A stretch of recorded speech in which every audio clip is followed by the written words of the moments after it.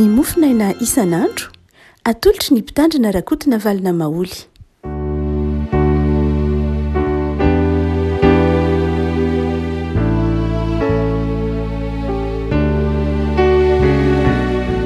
Ampifarinefa no erabanantsika tratry ity alakamisy fa roa ny volana oktobra ity ny mofinaina izay voalahatra ho antsika riavako dia ny bokin'ny Levitikosy toko 7 Levitikosy toko 7 andininy fa 9:30 ka hatramin'ny 4:7.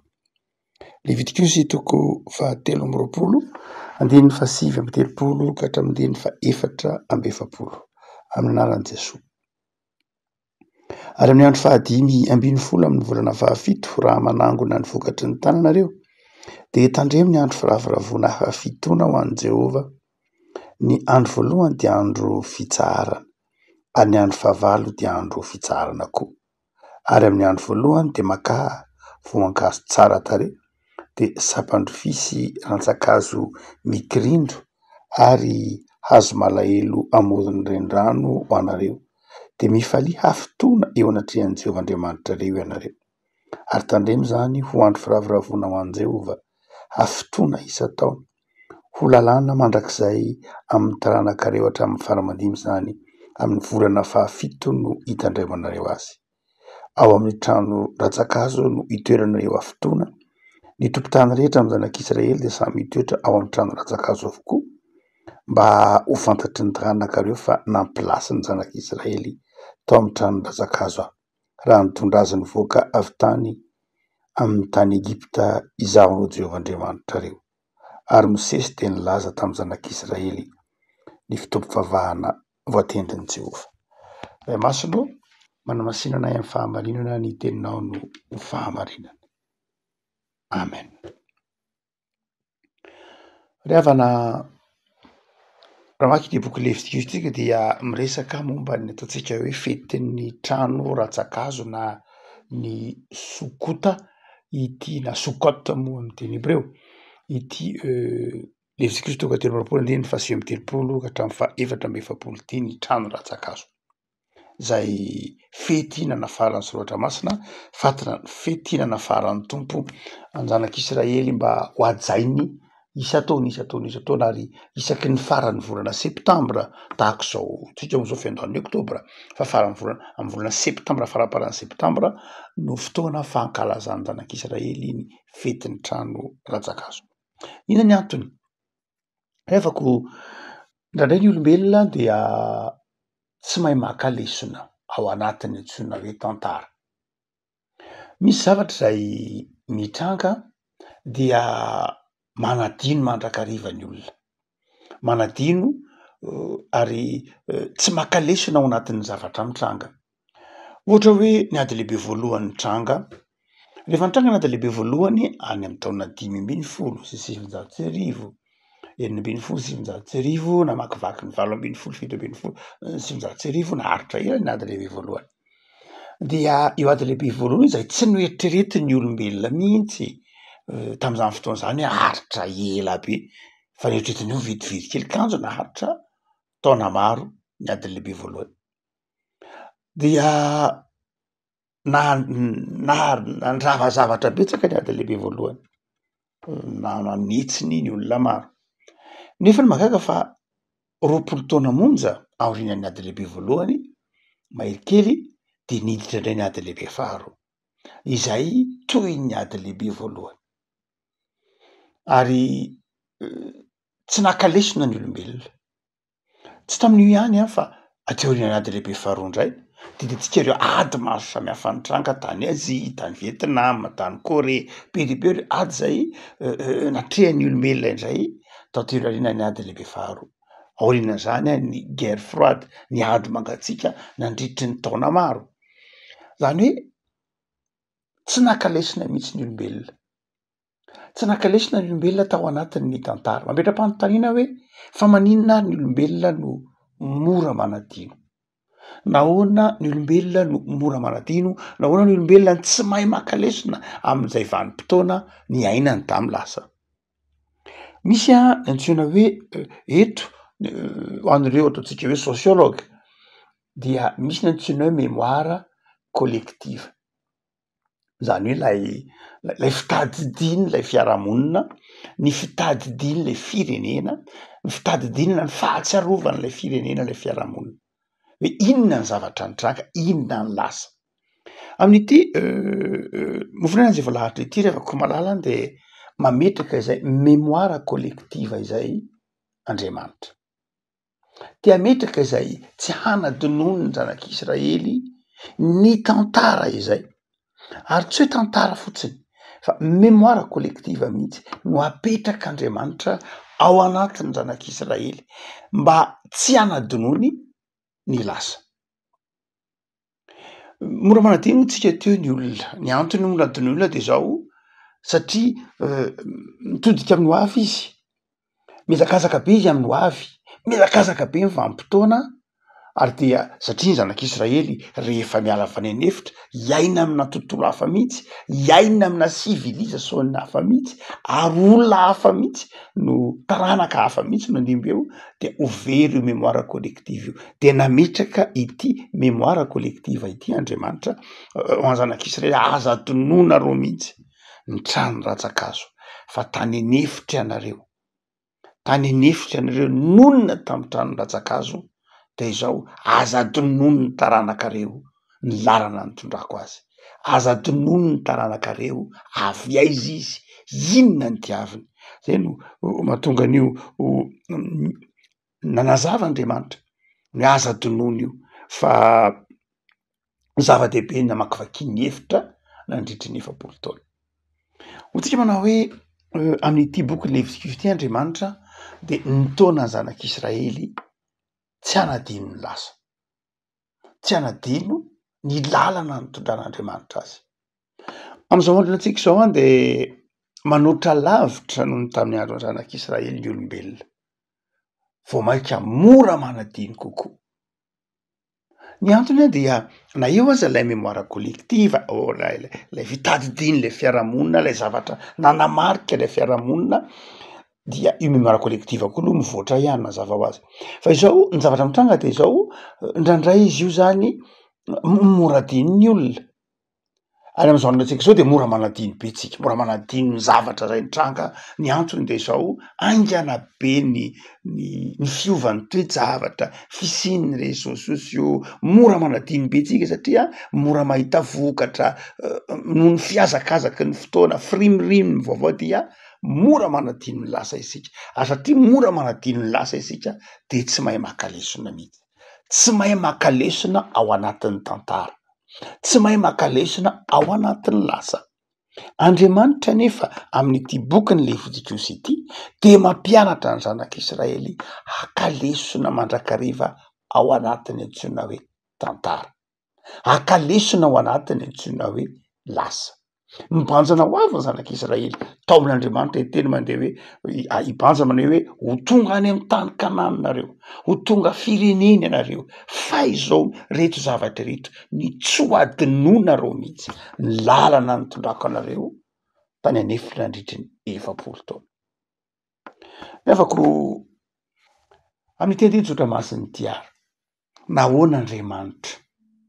nahoana Andriamanitra no nanafatra ny zanak'Israely hankalaza ny trano ratsakazo nahoana Andriamanitra no tia hampatsiaro ny zanak'Israely aza adinoina mihitsy ny tany anefitra nahoana Andriamanitra no nanindry mafy ny hoe aza adinoina ny lasa voalohany de zao rehafako malala ny lasa de mahatonga atsika makalesona tsy mamerina ny fahadisoany reo tany aloha tsy mamerina ny fahadisoana tao anatin'ny tantara ary zay no ny tian'Andriamanitra ho tsaroany zanak'Israely tany anefitra raha ohatra ka mipetraka ao amin'ny trano ratsakazo ny zanak'Israely dia mahatsiaro manokana ny fahotany reo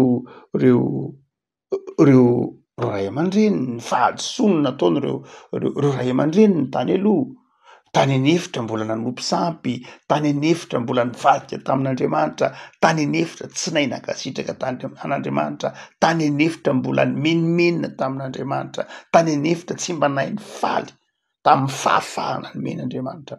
Zany rehetra dia tsaroany ny zanak'Israely, tian'Andriamanitra tsy ho adinoany ny zanak'Israely. Fa tian'Andriamanitra tsy ho adinoany ny zanak'Israely koa fa hakany lesona ny hoe Andriamanitra dia nitahy azy da atao anatin'ny zavatsarotra izy. Tany anefitra tsy tapaka ny kapa, tany anefitra tsy noana, tany anefitra tsy nangetaheta, tany anefitra tsy narary, tany anefitra tsy mainy masoandro, tany anefitra tsy jihitry ny etsika. Zany hoe asehon'Andriamanitra ho tsaroany zanak'Israely eo am-pankalazana ny tony fetiny tranon'Razak'azo taony ny fakana lesona hoe teo mandrakariva Andriamanitra. Zany hoe tian'Andriamanitra ho tsaroantsika ao anatin'ny tantara de ny hoe teo mandrakariva izy, natao anatin'ny mora, natao anatin'ny sarotra. Mila makalesona tsika izany, mila makalesona. Tian'Andriamanitra akalesona isika tahaka nataony tamin'ny zanak'Israely. Tian'Andriamanitra tsy hanadino ny tantara isika mba tsy hamerena antsika ny fahadisoana, ny verimberina tao anatin'ny tantara. Ary io moa zavatra ataovy eto Madagasikara amin'izao fahandrenantsika izao, tao anatin'ny vanim-potoana ny fahaleovantena taona 80 mandrakakely de zao nandalo krizy mandrakariva ny verimberina isika. Nandalo zavatra ny verimberina saika isa taranaka de nandalo krizy isaky ny taranaka rehetra de samy natsiaro ho nitolona ny taona 2020, nitolona amin'ny mpianatra zay nanao ny tamin'ny taona raiky isika sokonjokony, nanao ny taona raiky amby 9 nilahatra teny amin'ny teny Analakely tamin'ny fotoan'andro, nivoaka teny amin'ny université, namoaka ny W teny université ny Banana ny lalana, mahatsiaro ny taona raiky amby 9 nahatsiaro ny taona mbola nanoe ty amin'ny taona 2 ny taona aty aoriana 9 mandrakakehitry iny. Fa izao eto any de tiany zoatra masina isika, tian'Andriamanitra akalesona ao anatin'ny tantara. Inona le lesona alaina ao anatin'ny tantara? Aiza ho aiza ny toeran'Andriamanitra, aiza ho aiza ny fahatokitsika n'Andriamanitra.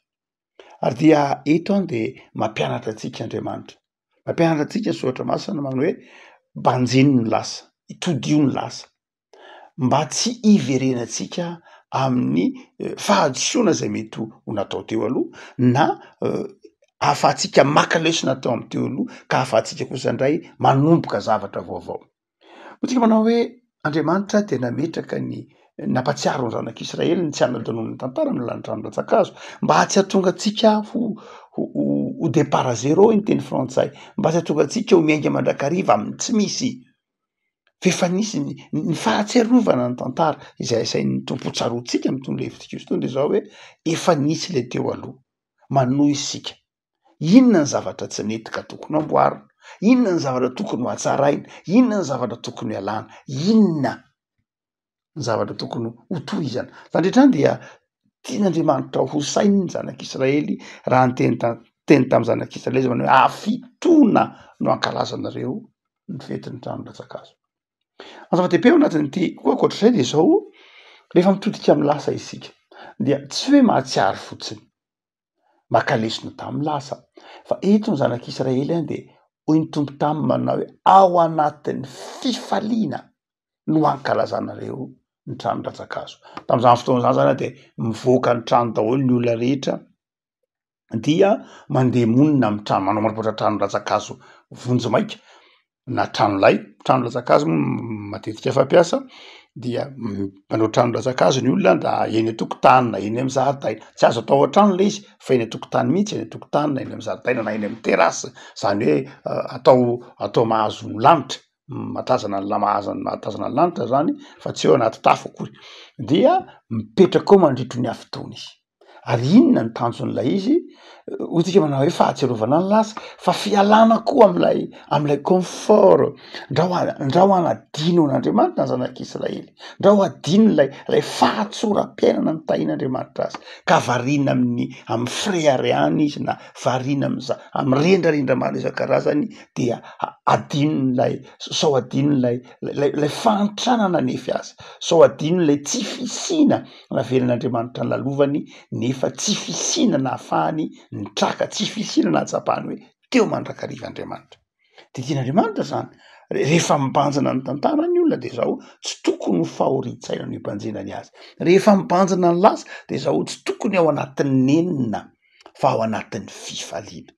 zay mahatonga ny tompoety miteny manao hoe atombokareo amin'ny fitsarana de faranareo amin'ny fitsarana fifaliana. Ary anatin'ny trano ratsakazo de zao mifanatitra sakafo ny olona na dia isaky ny tokantrano de samy manana ny tantiny samy manana ny trano ratsakazony fa izao mifampizara mahatsiaro lay ataontsika hoe vie communautaire le fiainana tany anefitra zay ny fetin'ny trano ratsakazo. Zava-dehibe tam'izany ankisy tsy fety lehibe mihitsy ny trano ratsakazo manaraka ny eo amin'ny kiporo. Raha ohatra ka jerena amin'ny tantaran'ny jiosy dia eo zany de mampianatra ny tompo ny zanak'Israely manao hoe aza donoina ny fitahin'Andriamanitra, aza donoina hoy izay ampaminany ny vato nakana anareo, ny vato lampy nakana anareo aza donoina.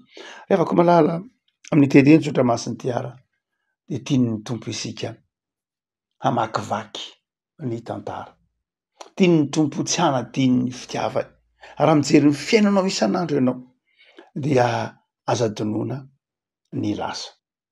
Ny lasa tsy hoe ampangiry firinanao, ny lasa raha ny teny hoe lasa isika dia tsy lasa hiteraka nenina, tsy lasa hiteraka fifanomezan-tsiny, tsy lasa hiteraka hoe iza nahatonga ho fototry ny olana ka mahatonga mijara ohatr'izao ianao ve, tsy zay loatra fa lasa hatsapanao hoe na tam'ireny sarotra ireny ana de teo mandrakarivan'Andriamanitra. Lasa zay mpanjininao ka mahatonga anao sitrana vanim-potoana ankehitriny. Lasa ahatsiarovantsika manao hoe na inona ny lalovana, na inona ny navelan'Andriamanitra ny sedra etsika de zao indreto isika mianakavy mbola mahatsiaro ny fitahin'Andriamanitra. Paoly any de taona manokana mihitsy ny mpino hijery ny lasa hoe ny lasa inge tsy fanadiny ny ataoko de zao tsy manadino ny lasa, manadino ny lasa izy amin'ny lafiny hoe lay fahotanana ataony saingy zao mitodika bebe kokoa amin'ny ho avy kanefa mahatsiaro hoe mpanota ary nanao ny tsy nety tamin'ny lasa ary zay tsy nety natao tamin'ny lasa zay de nanjary herina nositra azy indray hitsambikina ho amin'ny ho avy tsiratsara kokoa. Afaka malala hevim-panahy telo lehibe ary no azontsika tsoahana amin'ny teny tsoatra masina ity. Raha miteny ny tompo tamin'ny zanak'Israely manao hoe aza donoinareo, tandremo zany ho andro firavoravoana ho an' Jehova afotoana isan-taona. Zahatra hevim-panahy telo de zao ry havako malala, Andriamanitra no mitondra amin'ny fiainantsika. Zay no asehon'ity levitika ity, Andriamanitra ny tompon'ny tantara, Andriamanitra no mitondra ny tantara. Ndika zany de zao tokony manana fahatokinan'Andriamanitra isika ary satria Andriamanitra ny tompon'ny tantara de olona manana fanetretena ny tadiavin'Andriamanitra, olona mahatsiaro fa mety diso ao anatin'ny tantara, olona mahatsiaro fa mety solafaka ao anatin'ny tantara. Ary satria Andriamanitra ny tompon'ny tantara de olona manetry tena ka olona manaiky hoe mety ho diso, kanefa koa Andriamanitra ny tompon'ny tantara de olona manaiky hivoatra sy hitsy ny tian'ny tompo ho toetrany mpanompon'Andriamanitra. Andriamanitra no mitondra ny tantaram-piainantsika de manetry tena isika, fa Andriamanitra ny tompon'ny tantara de izao koa manefy antsika izy mba tsy ho kivy fa manaiky hivoatra ao anatin'ny tantara mibanjina ny ho avy. Fa ny faharoa lefako malala zay aseho ny teny tsoatra masina ity, tsy Andriamanitra ihany no mitondra ny tantara fa ny zava-dehibe de izao manana ny fotoana ny zavatra rehetra. Ny fiainana zanak'olombelona de raha ohatra ka mamakivaky ny bokin'ny Levitika tsika natao ve amin'izao androntsika zao dia linéaire ny fotoana, zany hoe toy ny mamakivaky vanim-potoana isika ary ny fotoana de zao toy ny tsy azo iverenana fa ny lasa azonao fantarina, ny lasa azonao akana lesona fa ny fotoana de zao mandeha mandrakariva. Noho zany de zao asehon'ny bokin'ny Levitika zany manao hoe mandalo ny zavatra rehetra, mandalo izy saingy zao manana ny fotoana ny zavatra rehetra. Io fotoana io tsy azo ariana fotsiny, io fotoana io de sarobidy amin'Andriamanitra. Zany de afaka malala mila mahay mampiasa ny fotoana isika. Lesona ampianarin'Andriamanitra amin'ity tantara ity zany de zao mahay izy ianao mampiasa ny fotoana, aza manarinary fotoana fotsiny. Andriamanitra mitondra ny fiainanao, Andriamanitra ny tompon'ny tantara, tsy olona tokony kivy, tsy olona tokony ketraka, tsy olona tokony mora mandany andro fotsiny koa. Olona mahatoky an'Andriamanitra, olona mahatoky mametraka ny fiainana am-pelatanan'Andriamanitra, olona miezaka manitsy tena, olona miezaka manaiky ho ahitsy ny tantara, manaiky ho ahitsy n'Andriamanitra. Fa ny faran'izay hevim-panahy sy andiny zao Tomasiny ity, tsy hoe mahay manarotry ny fotoana sika, mahana ny fotoana ny zavatra rehetra, fa izao koa ny zava-dehibe am'ty diny tsotra masiny ity de zao ny fananantsika finoana. Zava-dehibe ny ananantsika finoana ny avako malala eo ampamaky vakiana ny tantara. Andriamanitra de mampianatra ny zanak'Israely fa zava-dehibe tsy tian'Andriamanitra ho adino ny zanak'Israely mihitsy ny fisiny, ny heriny, ny fahefana. Afako mena amina vanim-potoana sarotra isika de afara ny tenin'Andriamanitra ary tsy hanadino an'Andriamanitra. Andriamanitra mitondra ny tantarantsika, Andriamanitra mitondra ny tantaram-piainantsika, de mahatoky an'Andriamanitra isika, miankina amin'Andriamanitra isika, miezaka manetry tena isika, miezaka mifanitsy isika, miezaka mifaly amin'ny vanim-potoana ankehitrinytsika isika, ary miezaka kosa nefa mitodika amin'ny lasa, mibanjina ny ho avy ary manamboatra ny fiainana eo ambany fahasoavan'ny tompo ho amin'ny tsaratsara kokoa. Ivavaksika. Tompo am'soranao zao ny amin'ny teolojia ny testamenta taloha zay mampianatra anay manokana ny hitandremanay amin'ny fiainana isan'andro. Ianao no mitondra ny fiainanay. Tao aminao zay tompo amin'ny fahafantarana tantaran'ny zanak'Israely akalesona tamin'ny lasa. Tsy amerina ny fahadisoana fa hiezaka akalesona, hiezaka anitsy, anetry tena, amboatra ny fiainanay fanaraka amin'ny sitraponao. Vavak'izay tompo, mba ahatsiaro fa zava-dehibe ny fotoana omenao anay ahafahanay mandroso amin'ny asa tsara. De ampahirizo zay tompo. Jereo ny olana eto amin'ny firenenay hitanao reny. Hitanao ny fifandrafiana, hitanao ny faharavana, hitanao ny zavatra sarotra isan-karazany lalovan'ny fiarahamonina, ny faharavan-javatra, ny ratra miseho etsero, ny fifamonoana. Tompo mifona aminao zahay. Mifona aminao zay raha toa ka tsy mahay mihitsy, tsy mahay manitsy tena, tsy mahay mahakalesona, mifona aminao zay tompo. De omeo anay ny fahazavan-tsaina, omeo anay ny fahendrena, ary mampahireza anay mba ho iray saina, ho ray aina, fa tsy misy olona hafa akorizay fa iray ihany eo aminao.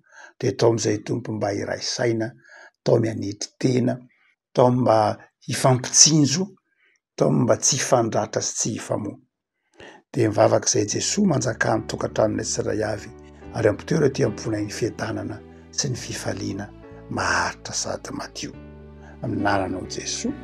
Amen.